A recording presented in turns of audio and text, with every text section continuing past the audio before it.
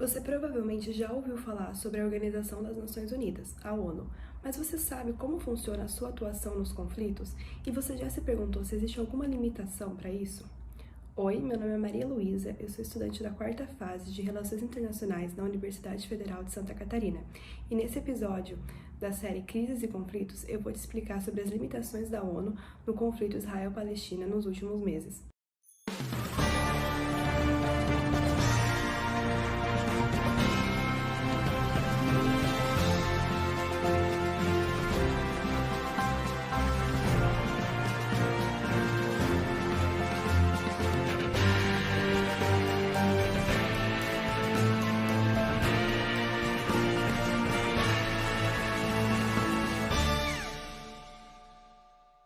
Primeiro, é importante entender um conceito fundamental nas relações internacionais, a anarquia, que nesse caso não significa caos, mas sim a ausência de uma governança global, ou seja, não existe um governo central ou uma autoridade central que limite as ações dos países. Não existe uma hierarquia internacional onde uma força coercitiva limite as ações dos estados. Os estados agem da maneira que eles acharem necessário. Entretanto, existe cooperação na relação entre os estados, principalmente na área de segurança, e foi com base nessa relação de cooperação e de igualdade entre os estados que foi criada a Organização das Nações Unidas após a Segunda Guerra Mundial, com o intuito de evitar novos conflitos a nível global. A comunidade internacional passou a discutir a necessidade de relativizar a soberania, que até então era considerada absoluta, e incluía o direito de fazer guerra para manutenção do domínio estatal. Os estados se mostraram ineficazes e irresponsáveis na garantia dos direitos humanos, levando à necessidade de diminuir a soberania estatal com limitações para que garantissem a paz, os direitos humanos e a cooperação na segurança internacional. Portanto, a partir da criação da ONU, os Estados-membros passaram a admitir a intervenção externa para a proteção dos direitos humanos, entendendo que eles são inalienáveis e universais, anteriores a qualquer organização social ou política, rompendo assim com a ideia original de soberania absoluta. Mas então por que muitas vezes temos a sensação de que pouco está sendo feito em relação aos ataques contra o povo palestino? Os ataques ao povo palestino datam desde pouco tempo depois da criação do Estado de Israel, em 1948, legitimado pela ONU, como demonstra Edward Said em seu livro A Questão da Palestina. Mas foi nos últimos tempos que a situação teve mais apelo na mídia, depois do ataque do Hamas contra Israel em outubro de 2023. A situação humanitária se tornou cada vez mais crítica e mais comentada, e é desse período histórico que essa análise se trata. Para começarmos, é preciso entender que dentro da ONU existe o Conselho de Segurança, que é designado para atuar nas situações de conflito e foi criado para a manutenção da paz. Sendo a sua principal preocupação a segurança internacional, o Conselho então busca aplicar a força de maneira consensual e justa para proteger os direitos humanos nos conflitos armados, conforme estabelecido pela Carta das Nações Unidas. Porém, existem algumas limitações e é disso que a gente vai tratar. A primeira delas é em relação à estrutura do Conselho de Segurança e pelo seu sistema de votação. Para que uma decisão seja aprovada, é preciso do voto afirmativo de todos os 5 membros permanentes do Conselho, sendo eles Estados Unidos, Reino Unido, Rússia, China e França, os vencedores da Segunda Guerra Mundial. Isso significa que um único voto de algum desses países pode impedir a resolução, como aconteceu, por exemplo, numa votação para a proposta de cessar-fogo, que foi barrada pelo voto contrário dos Estados Unidos. Existe ainda um agravante para que o povo palestino não consiga propriamente tomar medidas para se defender perante o direito internacional, que é o não reconhecimento da Palestina como Estado. Atualmente, a ONU conta com 193 países membros, mas além deles existem outros 2 que são observadores, a Palestina e a Santa Sé.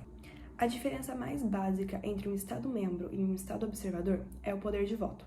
Enquanto os membros podem integrar as assembleias e votar, os observadores não. É por isso que a Palestina muitas vezes está presente nas discussões, mas ela não tem efetivamente um poder de voto. Tem crescido o número de países que reconhecem a Palestina como Estado. Em 2024, países com destaque internacional passaram a reconhecer ela, como a Espanha, Noruega e Irlanda.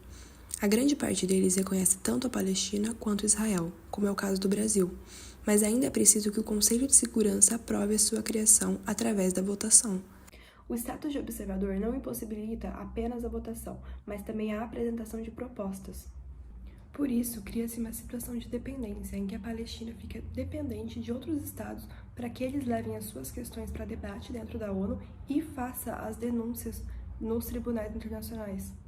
Exemplo disso é que foi a África do Sul quem apresentou uma denúncia contra Israel por crimes de guerra no Tribunal Internacional, já que a Palestina não tinha esse direito. Caso acontecesse o reconhecimento, a Palestina passaria a desfrutar do mesmo status que Israel no direito internacional e poderia passar a fazer parte de convenções e de tribunais internacionais. Isso lhe daria o direito, por exemplo, de poder recorrer ao Tribunal Internacional de Justiça e denunciar Israel pela tomada ilegal e irregular dos seus territórios. A questão territorial é outro problema muito grande na questão Israel e Palestina. Os limites entre os dois países não são muito bem delimitados. O reconhecimento de um Estado palestino geraria problemas legais para a ONU, porque não existe um limite de fronteira entre Israel e a Cisjordânia, por exemplo.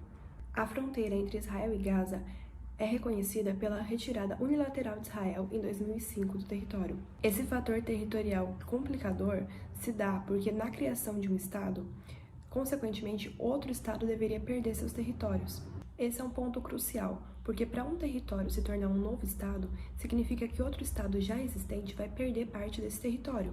Por conta disso, o principal aliado de Israel, os Estados Unidos, vetou a participação da Palestina como país membro na ONU, justamente porque ele exige que antes haja um acordo bilateral entre os dois países. O Brasil reconhece a Palestina desde 2010, com o território de 1967, que inclui Gaza, a Cisjordânia, e tem Jerusalém Oriental como capital. Mas, além disso, o Brasil reconhece também o Estado de Israel. Alguns autores atribuem a essas limitações da organização a sua essência estrutural, que foi fundada pelos vencedores da Segunda Guerra Mundial. Apesar das ideias liberais em que a Carta de Fundação se baseia, na prática, o que a gente vê até hoje é um privilégio dessas hegemonias do pós-guerra, como um projeto eurocêntrico que perpetua as hierarquias e exclusões na sua engenharia jurídica e institucional. Por conta dessa estrutura que privilegia o posicionamento de alguns membros e gera dependência da cooperação entre os Estados, muitas vezes a organização passa por descrédito perante o público geral. Mas é importante lembrar que a ONU não tem como ser maior que a soma das suas partes e ir além do que os membros decidiram. Mas é muito importante ressaltar que ela tem um papel humanitário essencial. A sua atuação em ações humanitárias é de grande ajuda a toda a população vitimada pela guerra. Muito obrigada por assistir esse vídeo. Acompanhe os outros conteúdos da série Crises e Conflitos. Curta e comente este vídeo e se inscreve no canal para não perder os próximos conteúdos.